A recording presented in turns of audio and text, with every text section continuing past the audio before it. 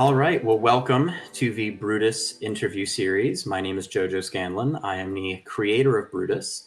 And this series is highlighting the cast and crew who made Brutus possible. On our first episode, we have the amazingly talented Alexsia Tarquinii. Alexsia, welcome to Hi.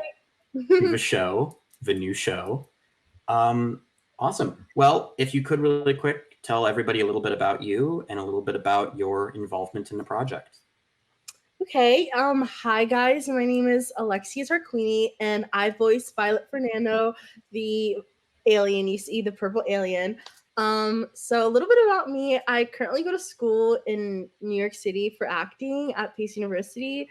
I've been acting since 2020. I started during COVID. Did a bunch of voiceover podcast stuff. So yeah, that's how I got my foot into acting. But I'm also a singer, and yeah, that's a little bit about who I am. So I just want to say really quick, I loved when we were doing the casting how you were so new to acting, but you were already so talented. Like a lot of oh, times when you do casting for projects and stuff, you get like tons of people where you're like, you've been acting for years. There should be a little bit of a different level, but yours was just basic. I don't think I had that many notes for you. It was basically where I think I needed it, which was very cool.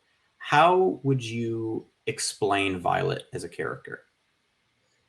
I would say that Violet, she just gives me so many Wednesday vibes. She has dry humor. She's very much she she says what she needs to say. She says what she wants to say when she wants to say it. She's very blunt. She doesn't have a filter.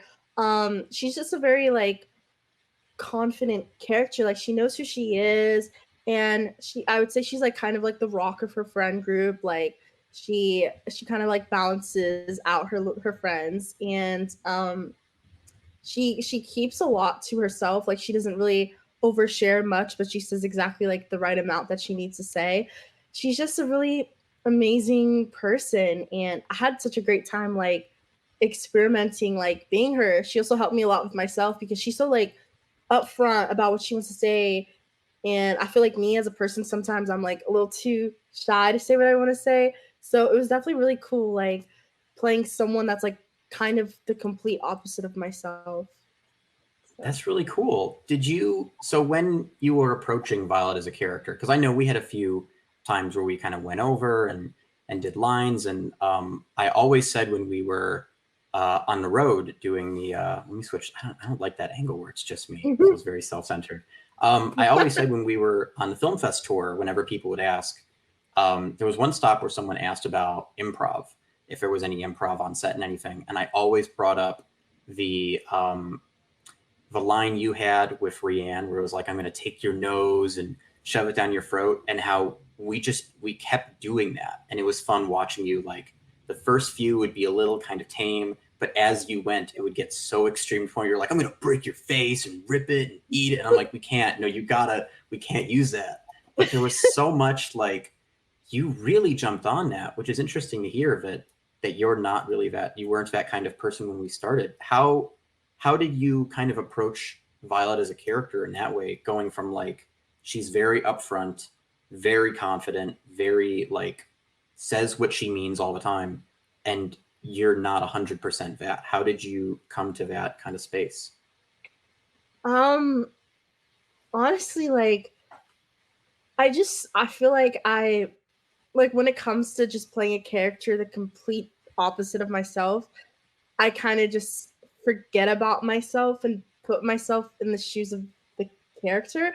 I mean, that's what you're technically supposed to do when you're acting. I mean, I just was thinking of it this isn't actually me who's doing this, so there's no stakes. There's nothing that Alexsia can lose if I act this way. But I feel as me, that's the reason why I don't always say what I want to say, is because I'm nervous of what would happen if I did. But when I play roles, I don't have to worry about that. I can just play around and say whatever. And that's why when we were doing the improvised line, I was just thinking about everything. I was like, if I was actually in this situation and there was nothing I could lose from it, what would I say to this person? And I was like, yeah, I would totally take their nose and shove it down their throat. So let me say that. And Yeah, I mean, I don't really know if there's like a method for that, but also just like with all the roles I get, I feel like there a lot of them are like the opposite of myself, but it's pretty easy for me to shift and just like be different, you know.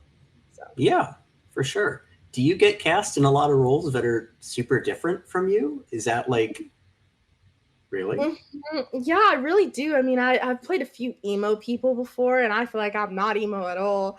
Um, I've played a lot of depressed roles. I mean, they were for like awareness, like for spreading awareness, which was a great project to be part of.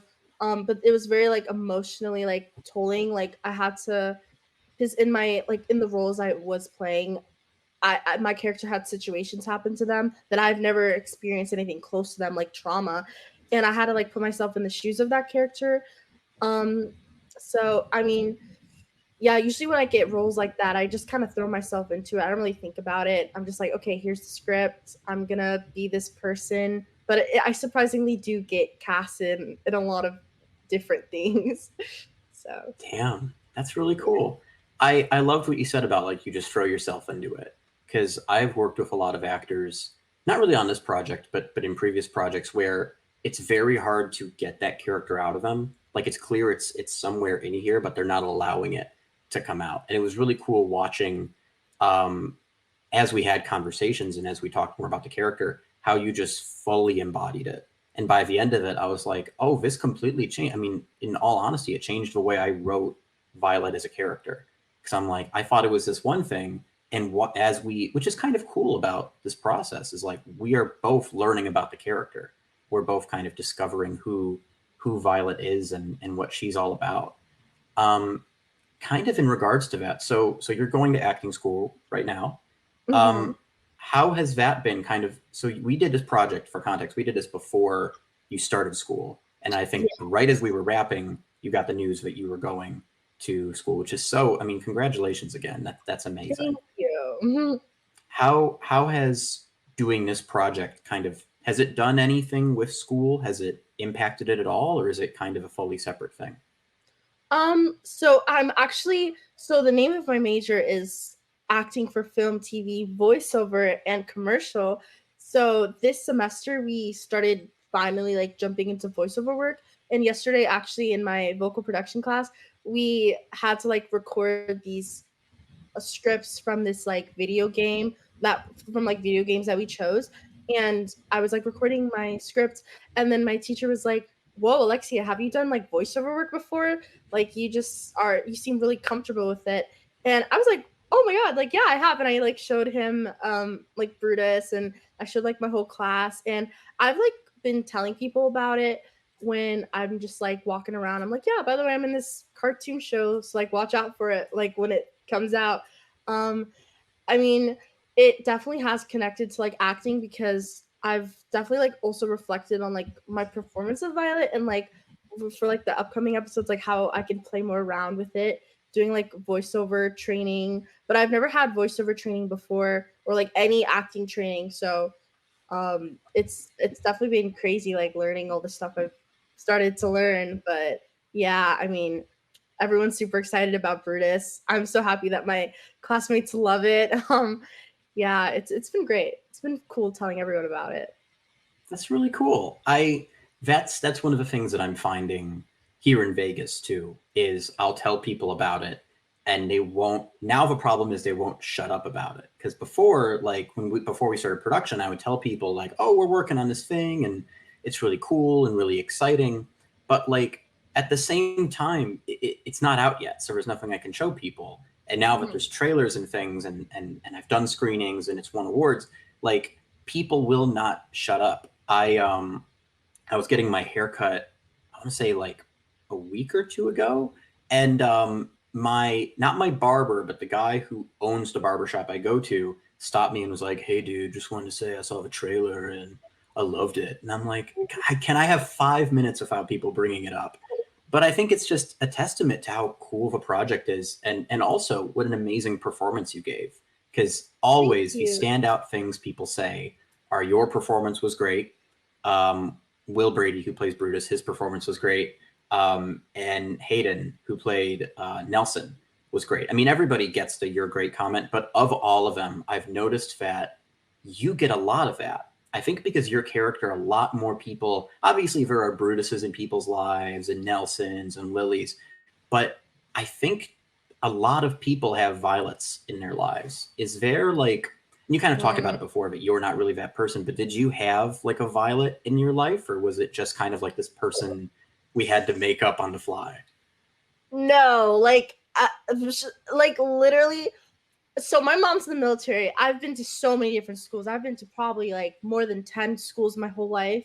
And even now in college, every single school I've been to, I've had multiple Violets, not just one. There's been so many different versions of Violets. Like, it's just crazy. Like, this character is very realistic. So I feel like that's why a lot of people can relate to it, because Violets can be anyone. It doesn't just have to be like a mean girl. It could be like a guy too. Like, anyone who's just like really blunt and kind of just like, Violet's not mean, but she has her own like reasons. But like people like who remind me of Violet, like they definitely can be mean sometimes. So I feel like there's definitely a lot of Violets. And something I've learned is that when something my acting teachers have been teaching me is it doesn't matter how the actor feels when performing, because no one cares about that.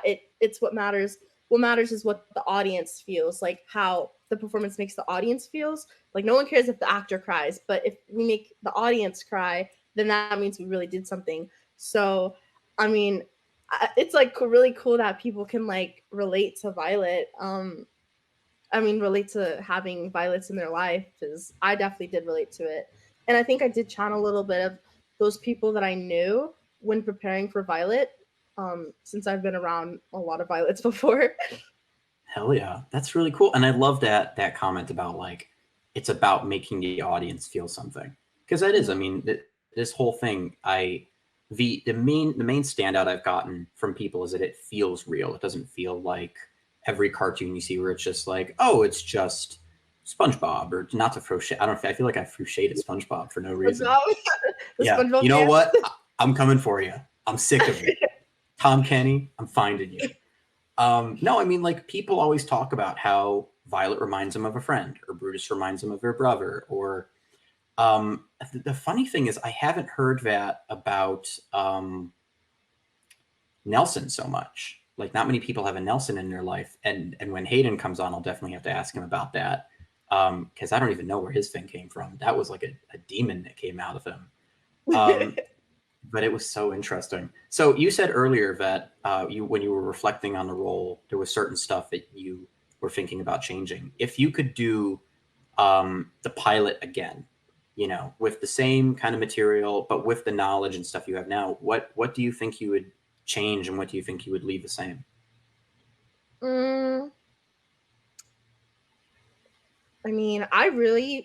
I honestly do like how I like portrayed Violet in the pilot episode.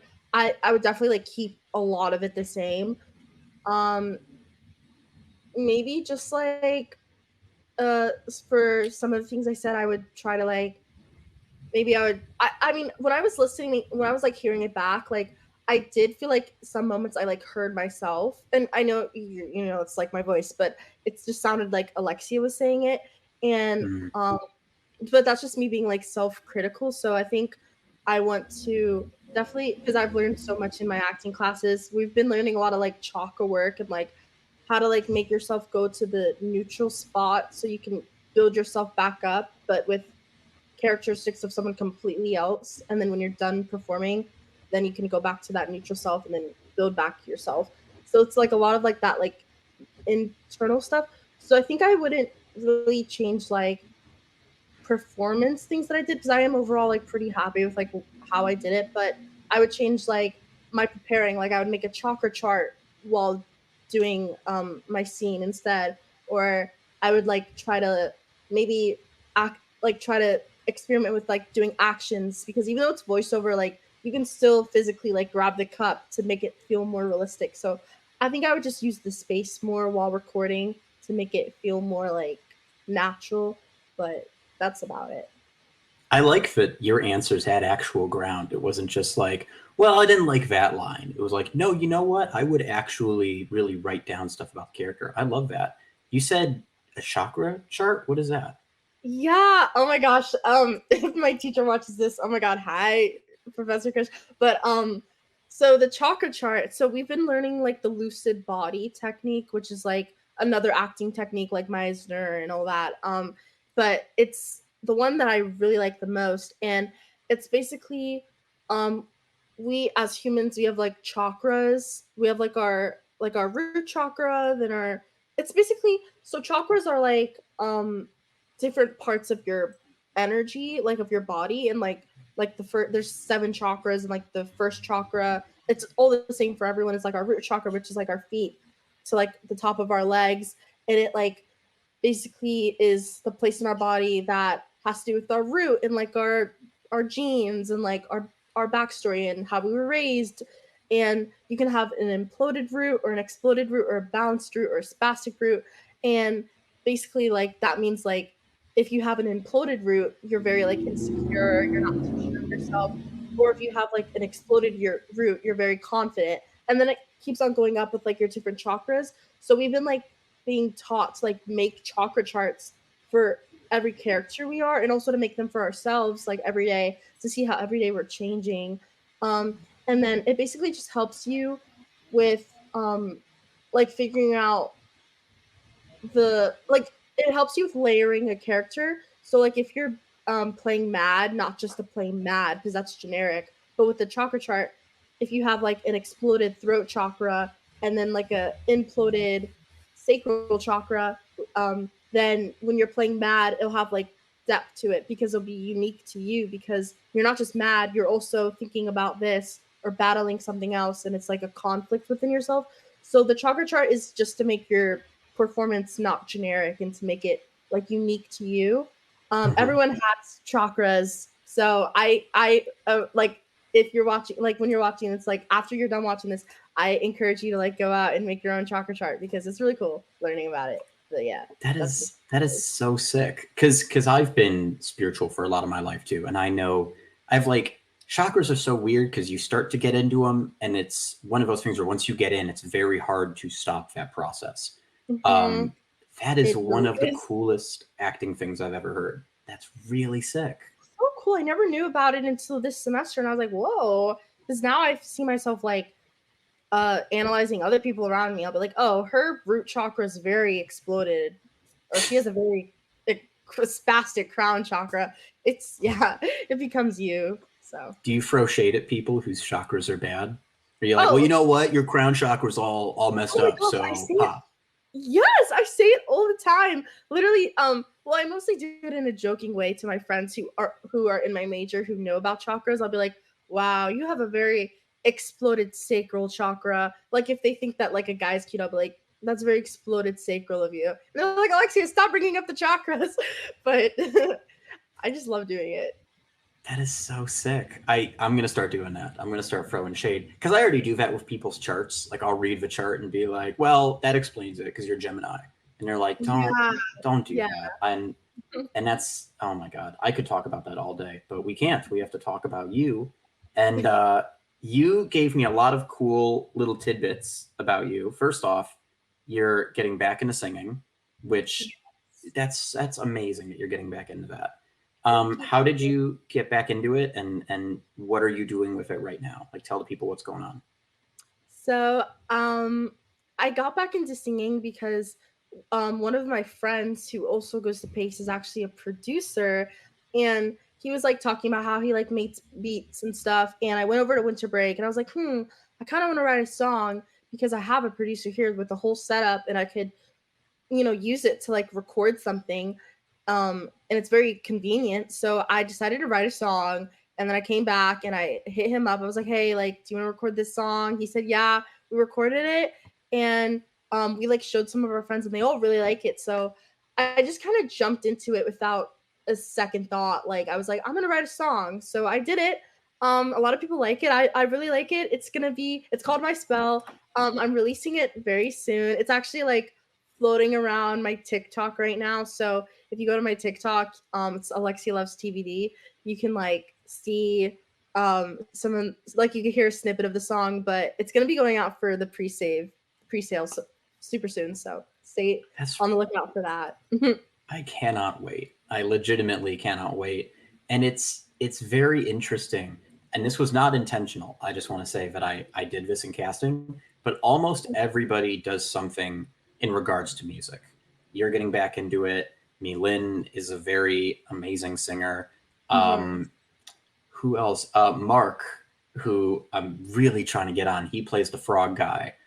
He teaches middle school band in Las Vegas. So like, there's a very weird running theme, and it's in the plot too. It obviously extends, but there's a weird running theme of I keep getting musicians. I think because so many musicians have control over their voice and kind of know what to do with it.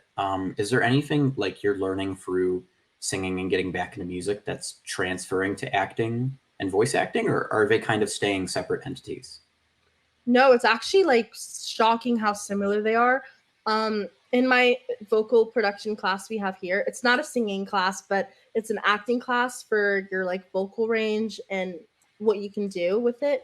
So I learned that because I actually used to do singing lessons when I was like a little girl, and we Mhm. used to do like the do re mi fa so thing. And in my vocal production class for acting training, we have to do something called like violin, viola, cello, and it's like different ranges, and you have to like kind of act out like an animal when you do it. But it's so similar to like the singing training that I've been taught in the past. So that my vocal classes that I'm taking for my acting, it actually helps me expand my vocal range. It's very connected because it's just one diaphragm. So yeah, Yeah, that totally. makes total sense. That's really cool. I am so glad you're getting back into that. That's amazing. Thank you. I am Um, too. I'm so proud of you, dude. I mean, when we first started talking, like I could tell you were going to be doing a lot. Um, and you're so talented, and it's like you're doing so much stuff. You're singing, you're going to acting school, and you're starting your own production company. Like, can you do Yes. one thing? Can you just do one singular thing? Like, what's going on, dude? You know, I just love doing a lot of different things. I also have like a YouTube channel, and also something a lot of people don't know is I'm a TikTok cruise ship influencer. So, yeah, I mean, there's just a whole bunch of like side hustles I'm doing. You know, I'm in New York City. I'm just trying to thug it out. I'm just trying to make a lot of things for myself, especially because AI is like becoming so big. Like I'm kind of scared that a lot of opportunities can be taken from it. So I'm just trying to make my own opportunity and also just create things that I want to see that I haven't seen before. So yeah. I ask you a question, and there are four more questions that come out of it. I want to know so many. I want to know about the cruises, New York. Really quick though. I mean, like, so when you say cruise influencer, what is? Are you just like going on cruises and talking to people, or what is that? So what I do is I on my TikTok I have like a platform where people can like ask me cruise questions, but I basically just like give out advice to teams that are going on cruise ships, like when they want to go to the teen club, just like how to make friends on a cruise ship, what to do on cruise ships, what to pack, just anything you can think of, any question you have about a cruise ship, even for like parents. I post on my TikTok because I go on so many cruises. It's like I'm a traveler. That's like one of my biggest passions, and I was like, why not make a video about how to make friends on a cruise ship? Because I see a lot of people like on cruise ship TikTok comment sections like asking, how do I make friends? I'm too nervous to go up to people. I was like, let me make a video because I've been on like 20 cruises. And then it kind of just went up from there. So I mostly do that. But I'm going on another cruise next week. And a lot of people who follow me are going to be on that cruise. So it's going to be really Oh my fun. god! So again, so many questions. All the questions.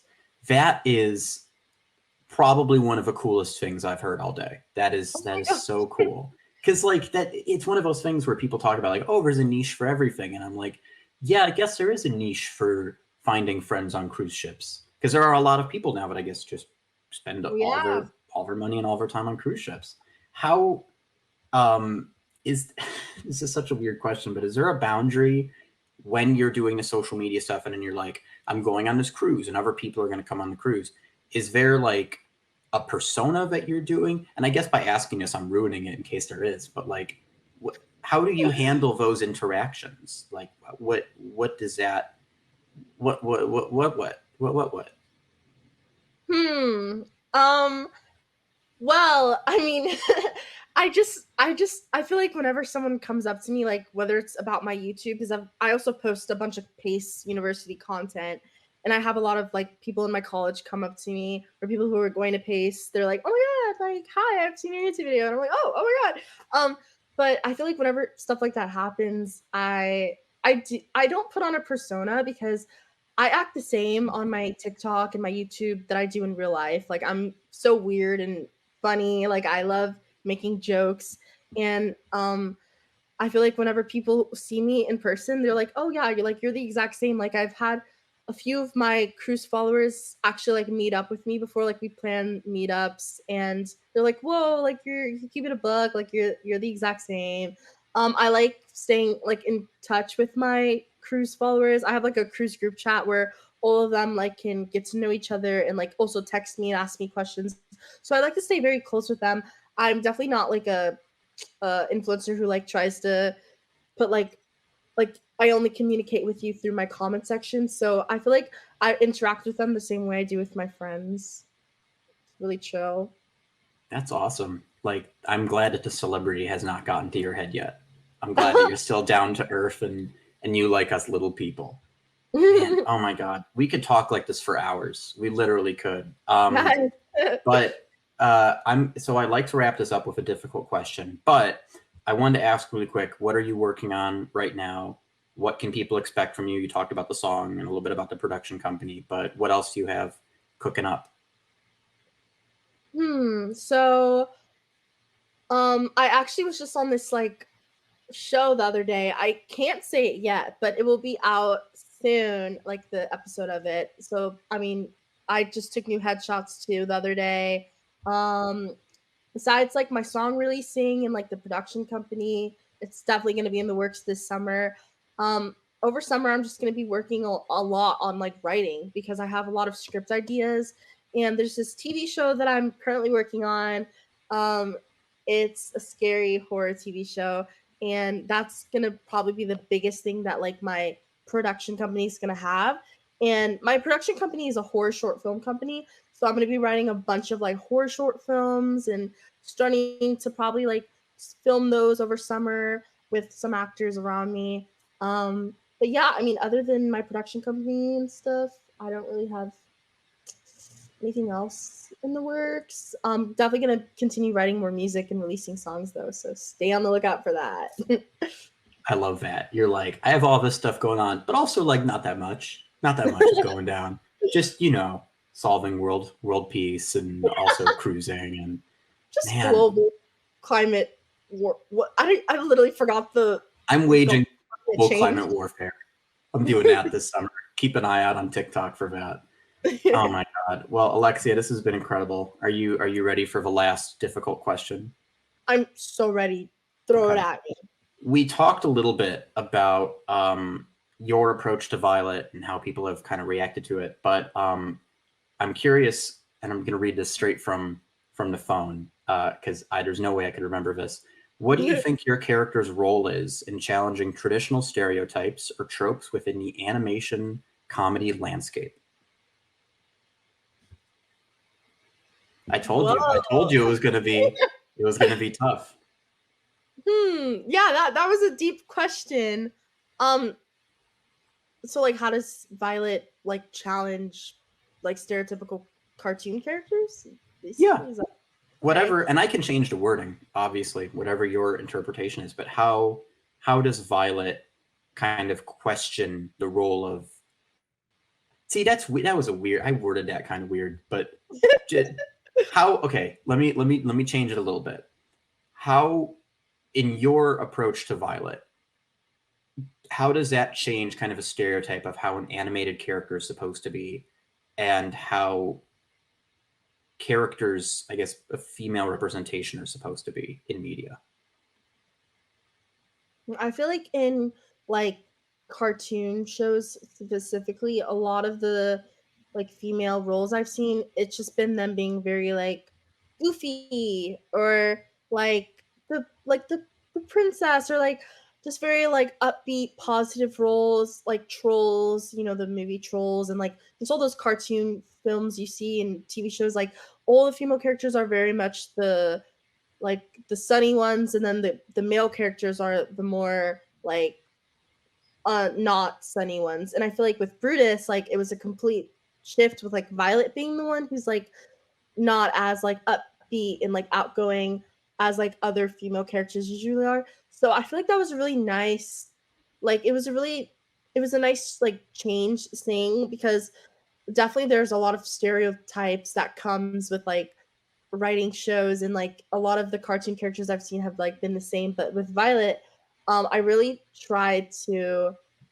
kind of like be myself, but still like make sure that her personality was coming out at the same time. So I feel like with Violet's character, her being like very like blunt and like confident, it like 100% changes like the stereotype of like like what people expect to see. Because when you see like a purple alien, you're like, oh, she's probably gonna just make alien noises or be like maybe the dumb comedic relief or something. But she was actually like a lot different than that, and she had like a really important part in the show.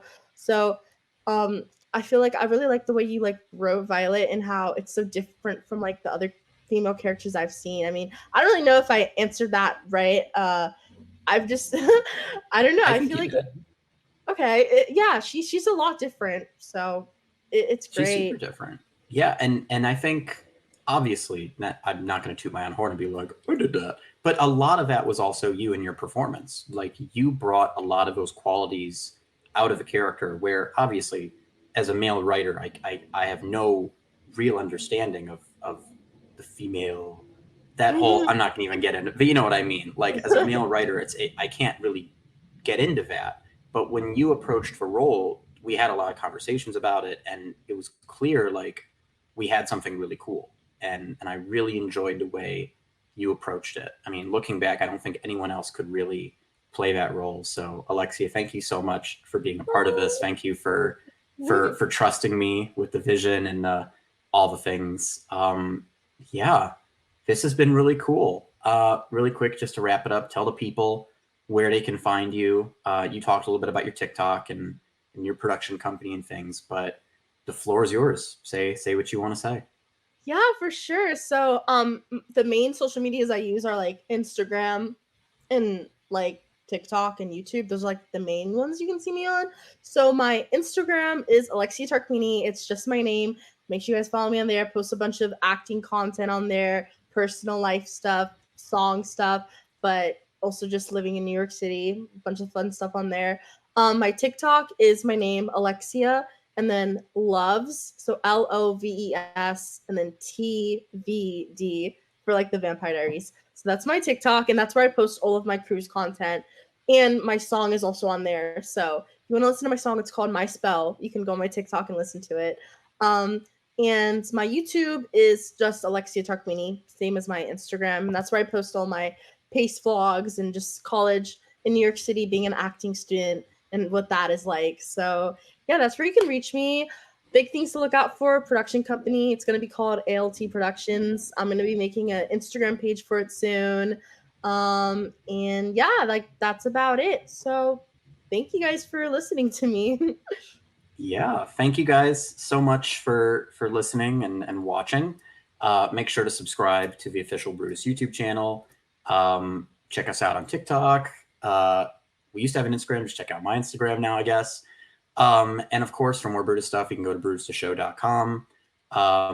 Release day, summer 2024. Alexia, thank you so much for coming on, and thank you for being a part of this. Round of digital applause. Digital applause. Digital. All right. Well, thank you, everybody. Bye-bye.